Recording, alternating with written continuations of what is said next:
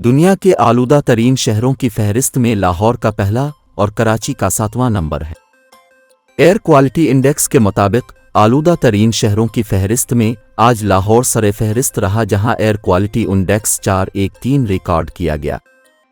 Air quality index के मुताबिक लाहौर का फ़िज़ाई मेयार ख़तरनाक दर्जा तक मुज़र सेहत है। दूसरी जानिब दुनिया के आलूदा तरीन शहरों में दिल्ली दूसरे नंबर पर रहा, जहां एयर क्वालिटी इंडेक्स 242 रिकॉर्ड किया गया। उधर कराची का फ़िज़ाई मेयार भी मुज़र सेहत है। कराची आलूदा तरीन शहरों की फहरिस्त में 7वें नंबर पर है, जहां का एयर क्वालिटी इंडेक्स 173 रिकॉर्ड किया गया। वाज़ेह रहे कि AQI के मुताबिक 151 से 200 इंडेक्स मुज़र, 201 से 300 इंतहाई मुज़र और 301 से ऊपर इंडेक्स खतरनाक आलूदगी करार दिया जाता है।